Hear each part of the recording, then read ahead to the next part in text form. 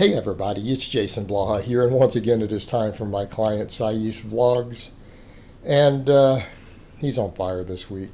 Like I said, he's going to get so strong so fast just because of the size base, even though he's been cutting, he's been dieting, he's been losing weight.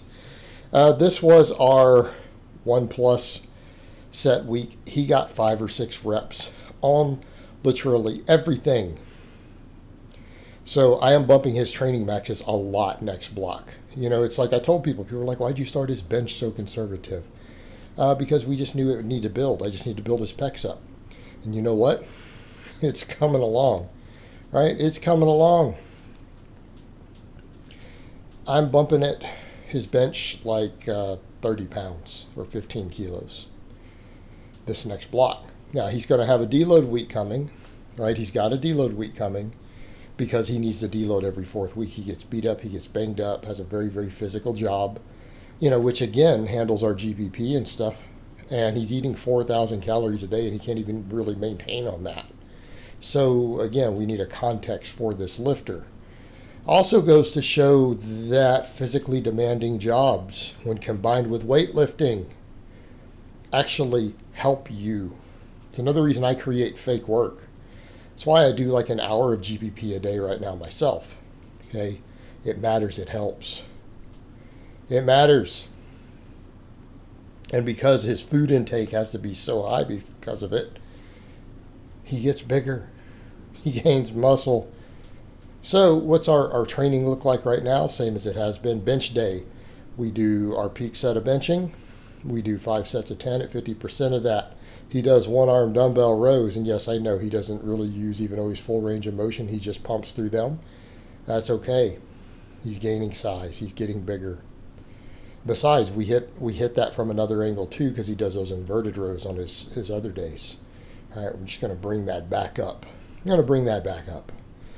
And you know, outside of that, his bench days are pretty straightforward. I think we just do pretty much band press downs, and that's pretty much it after that. We do benching, we do rowing, we do band work. All we do for his arms anymore is band work, other than his big movements. But he does close grip benching, close grip overhead pressing. We're doing like up to 20 sets of rowing a week. And you know what? We're good. All right, squats is where I think he got like 6. And this is doing the safety bar. All right. We're getting up to pretty substantial weight. And people who want to do the math will look at the program and then look at the training maxes below. We always include that. You know, this is one of those lifters with all the bars and stuff he has. I'd want to put him on conjugate, but he realizes he's like, I'd hurt myself, coach. I'm like, well, that's true. So we'll keep him on the 5-3-1 type programming with the frequent deloads, and we just keep slowly adding movements. You know, he's been adding equipment, you know, so instead of just the base stuff, we use his specialty bars some, right? He's now got a belt squat. He's now got a hyperextension bench, right? We just keep it trucking along. We add this new stuff as he gets it, because we discuss, you know, what it is he might need, and he gets the new pieces of equipment, and we keep it rolling. But, you know, we use several of his bars right now, right? We're using that Buffalo bar for his back off squats. And I really almost want him to use it for the main squat. He was like, I really want to get strong at the safety bar, coach. Let me keep using it. Like, okay, that's fine. Because it can carry over to his deadlift, and he feels it does. But I almost want to just get more weight on the bar and get him under that bar for the heavy work, you know, just to get more weight on his back. But I think we're doing fine with what we're doing. And on his squat day, after we do the heavy set and then the 5x10, we do axle bar inverted rows. All right, we're making sure we're building that upper and middle back, and I want to hammer his grip, because grip seems to be a little bit of a problem on his heaviest deadlift sets right now. Grip seems to be a minor limit, so I'm like, well, let's make use of that axle bar, buddy. You got it. We can do that. We can get more upper back, you know, because upper back seems to be where I think he needs more meat. He's pretty thick in a whole lot of other places, right? Guy's got arms and quads for days. He got arms and quads for days. But I want to get that rowing in. I want to get that grip work. We want to make sure we keep building the upper back, the lats, the posterior delts, rhomboids, traps, all that. We need it all thicker. All right, we need that thicker. Then we do belt squats, and he's gotten pretty strong at these. If you guys look at the plates there and count it up, he's getting up there. All right, and he's going deep. And we do this for 5 sets of 10. All right, I think he said he's got like 90 kg on there now, which is about 200 pounds. That's not far off from what I use, guys. You'll know what I squat. So these are going very, very, very good. Very good. Again, his squat is going to climb.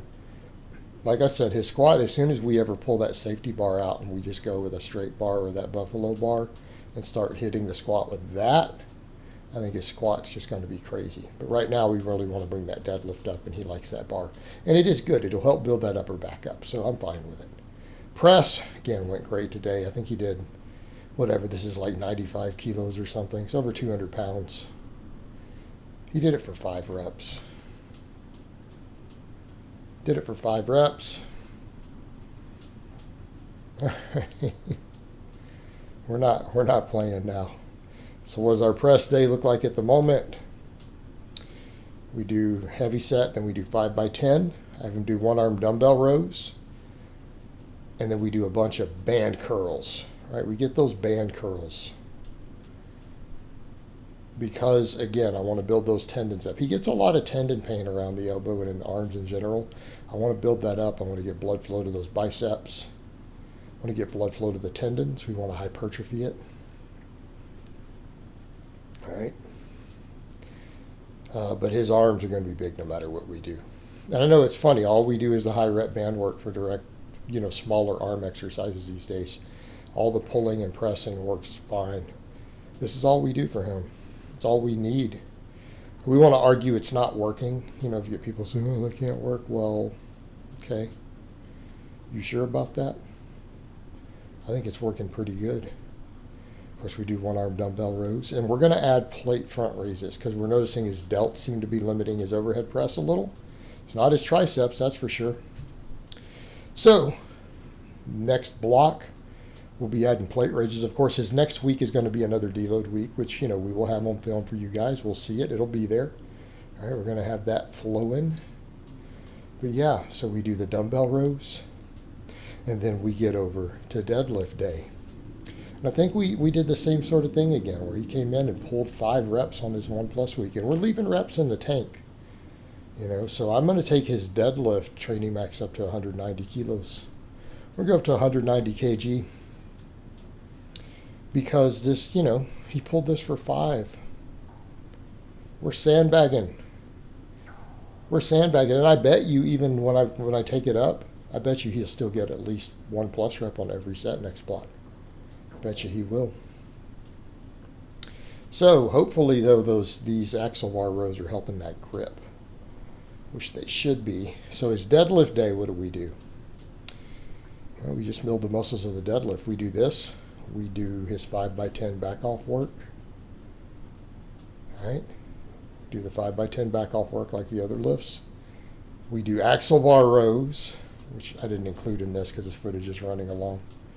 All right. We do axle bar rows, but here's his 5 by 10, at least one of the sets. And then we do 45-degree hyperextensions, which he's already doing weighted now. He's doing weighted. He doesn't have a reverse hyper. We'll use that hyperextension bench. I have one, I just never use it. Eventually, I'll work it back in myself. I like it. It's a good tool. It's just that with me having all this stuff for different good mornings and me really pushing reverse hypers, I don't use it. But in his case, he's got one. We don't have a reverse hyper, so we use it. It's a good tool, particularly for people who don't have the reverse hyper. I'm not saying it's an ideal replacement, but it'll work a lot of those same muscles, and it's a good tool. All right, guys, but that's really all I have to say on that today. I hope it's been informative, and I'll talk to you guys next time.